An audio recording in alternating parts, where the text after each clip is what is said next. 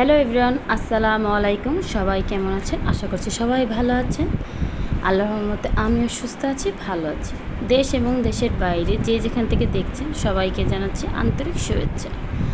এই তো অনেকদিন পর নতুন একটি ব্লগ নিয়ে চলে আসলাম। তো এই তো আরফা বাবা সকালবেলা কিছু মাছ নিয়ে আসছে, সেগুলো আমি এখন খুলে নিতেছি, পরে দেন পরিষ্কার করে নিব, যেহেতু রান্নার সময় দুপুর হয়ে যাচ্ছে, রান্না করতে হবে। তো এই তো আমি একটা একটা করে খুলে নিচ্ছি। আর যেহেতু মাছ আছে ফ্রিজে, সেজন্য আরফা বাবাকে বলেছি অল্প করেই নিয়ে আসতে। তো আরফা একটু পাঙ্গাস মাছ পছন্দ করে, ও আবার ফ্রাই করে দিলে খুব একটা পছন্দ করে, আমি যেহেতু খাই না। তো আরফার বাবা আর তিনজনই খায়। তো এই তো তো নিয়ে আসতে আমি অল্প করে নিয়ে আসতে বলছিলাম। তো এখন দেন এগুলো পরিষ্কার করে তারপর আমি রান্না করব। তো এই তো আমি পরিষ্কার করা হয়ে গেছে এগুলো সব কিছু। তো খুব তাড়াতাড়ি করে এই কাজ করতে হচ্ছে, যেহেতু দুপুরে রান্না আবার করতে হবে। তো এই যতটুকু পারি পরিষ্কার করে নিয়েছি। দেন এখন আমি এগুলো করে ফ্রিজে সুন্দর করে প্যাকেট করে তারপর আমি এগুলো রেখে দিব। আর দুপুরের জন্য রান্না করব, আজকে আমি রুই মাছ রান্না করব ফুলকপি দিয়ে। আর আমি পটল দিয়ে, সরিষা দিয়ে, পেঁয়াজ দিয়ে পেঁয়াজও করব। তো সব কিছু আমি একদম কেটে সুন্দর করে তারপর দেন আমি রেডি করে তারপর নিয়েছি। এই তো আমি এখানে ফুলকপি সে ভাপ দিয়ে নিয়েছি, যেহেতু একটু এখনকার ফুলকপি একটু শক্ত হয়, তার জন্য আবার একটু যাতে ফুলকপির যে একটা গন্ধ সেটা না আসে, আমি সেজন্য ভাপ দিয়ে পানিটা ফেলে নিয়েছি। আর এখানে আমি মশলাটা কষিয়ে নিচ্ছি। আপনারা আবার মনে করেন না যে আমি চুলা পরিষ্কার করি না, এটা চুলার রঙটা জ্বলে গেছে, তো সেজন্য চুলাটা এরকম হয়ে গেছে। আর সবাই রঙ করে দিছে, তারপরও কেন জানি না চুলাটা মনে হচ্ছে যে এখানে রঙগুলো জ্বলে যাওয়াতে চুলাটা এরকম দেখা যাচ্ছে। তো এই তো আমি আলুগুলো একটু কষিয়ে ভালো করে তারপর দেন আমি ফুলকপিগুলো দিব, যেহেতু ফুলকপি আমি আগে থাকতেই ভাপ দিয়ে নিয়েছি। তো এই তো আমার আলুগুলো কষানো হয়ে গেছে, দেন আমি এখন ফুলকপিটা ভালো করে কষিয়ে নিব। আজকে আমি অল্প গ্যাসেই রান্না করব, দেখা যায় যতটুকু হয় রান্না হয়ে যায়। তো কারেন্টের চুলা যেহেতু আর নামাতে চাচ্ছি না, তো যেহেতু যতটুকু আছে রান্না করি। দেন দেখা যায় কারেন্টের চুলা নামিয়ে রান্না করার পরেই দেখি গ্যাস চলে আসে, শুধু শুধু কারেন্টটা নষ্ট হয়। সেজন্য চেষ্টা করি যে একটু লেট হলো গ্যাসেই রান্না করতে, যেহেতু 2টার পরেই পুরো ফুল গ্যাস চলে আসে। তো তখন চেষ্টা করি একটু আরফের জন্য একটু তাড়াতাড়ি রান্না করতে হয়। দেন দেখা যায় ও মসজিদে যদি রান্না হয়ে যায়, তো দুপুরে যেহেতু মসজিদে যায় খেয়ে যেতে পারে, তার জন্য একটু তাড়াহুড়া করতে হয়, নাহলে দেন আমাদের খেতে খেতে 3টা সাড়ে 3টাই বেজে যায়। তো এই তো কথা বলতে বলতে আমি ফুলকপিগুলো একটু ভালো করে কষিয়ে নিব এখন। তো এই তো আমার প্রায় কষানো হয়ে এসেছে, আমি এখন পানি দিয়ে দেন একদম মাছগুলো দিয়ে টমেটো দিয়ে দিয়েছি। তো পুরো ভিডিওটা দেখা দিলে অনেক বড় হয়ে যায়, সেজন্য আমি মাঝখান দিয়ে আর ভিডিওটা কেটে দিয়েছি, অনেক লং হয়ে যায়। তো এই তো আমি অফ ক্যামেরায় আমি জিরা আর পেঁয়াজ একসাথে ভেজে তারপর আমি বেটে নিয়েছি পাটায়। আজকে আমি শাক বাটা ব্যবহার করব। তো যেহেতু ঝোলের তরকারি, আমি শাক বাটা ব্যবহার করলে তরকারিটা খেতে অনেক স্বাদ হবে। আসলে এই তরকারিটা শাক বাটা দেওয়া তো খুবই মজা হয়েছে, অবশ্যই আপনারাও খেয়ে দেখবেন। তো আমার তরকারিটা প্রায় রান্না শেষ হয়ে গেছে, আমি এই পর্যায়ে এখন ধনেপাতা দিয়ে দিব। আজকে আমি বিলাতি ধনেপাতা দিব। তো এটা ওই ধনেপাতাটা শেষ হয়ে গেছে, তো এটাও খেতে খারাপ লাগে না, আমার কাছে ভালোই লাগে। আর ধনিয়া পাতার ঘ্রাণটা আমার কাছে খুব ভালো লাগে।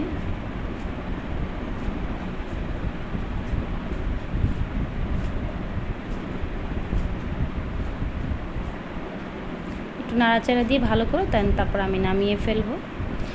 অনেকে আপুরে আছেন যারা যারা আমার ভিডিওটি দেখেন, অবশ্যই পুরো ভিডিওটি দেখে লাইক কমেন্ট শেয়ার করতে ভুলবেন না। আপনার কাছে একটা অনুরোধ, অবশ্যই সবার আগে আপনারা লাইক দিবেন, তারপর দেন কমেন্ট করবেন। অনেকে আপুরা আছেন শুধু কমেন্ট করেন, লাইক করতে ভুলে যান।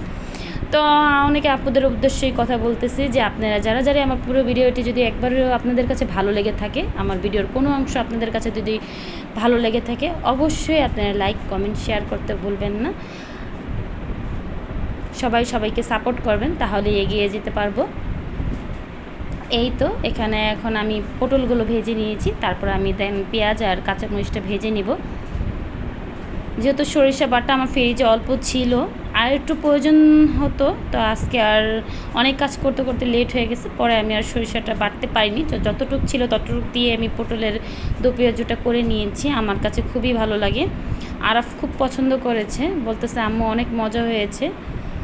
তো অল্প হয়ে গেছে সরিষা বাটাটা, দেন আরটু দরকার ছিল, তো যতটুকু ছিল আমি অতটুকু দিয়ে রান্না করেছি। এটা আমার আম্মুর থেকে শেখা রেসিপিটা। আমার আম্মুর হাতেরটা বাট প্রচুর মজা হয়, আমার হাতেরটা অতটা একটা মজা হয় না। তারপর আজকে পটলের দো পেঁয়াজটা খুবই মজা হয়ে গেছিলো। এই তো আমি ভেজে নিয়েছি, দেন এখন আমি এগুলো ভালো করে নাড়াচাড়া দিয়ে তারপর আমি নামিয়ে ফেলবো। আপনারা অবশ্যই ট্রাই করে দেখবেন সরিষা বাটা দিয়ে এভাবে, আমার কাছে খুব ভালো লাগে। শুধু কাঁচা মরিচ আর লবণ আর সরিষা বাটা আর পেঁয়াজ এগুলো ভেজে তারপর দেবেন, কোনো হলুদ মরিচ দিবেন না।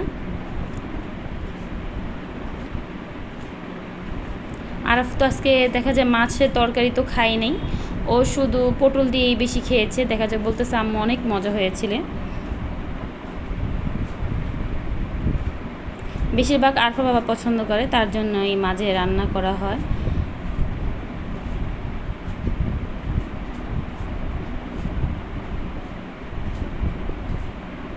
তো এখন আমি নামিয়ে ফেলবো। এই তো হয়ে গেছে আমার পটলের দো পেঁয়াজু। কেমন হয়েছে অবশ্যই কমেন্ট করে জানাবেন। তো এই তো দুপুরবেলা আরফা বাবা এসে পড়েছে, তো দেন আমি খাবারগুলো টেবিলে রেডি করে দিয়েছি। তারপর আমি আরফাকে মানে ওকে আবার খাবার দিব।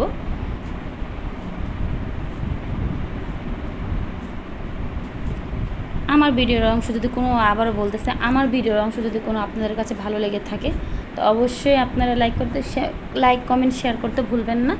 এই তো আমার বাবাটা আমার কাছে একটা ঘোড়া গিফট চেয়েছিল জন্মদিনে, তো ওর জন্য আমি পাঠিয়ে দিয়েছিলাম আমার বোনের কাছে। তো আমার বোন যে ওকে দিয়ে আসছে।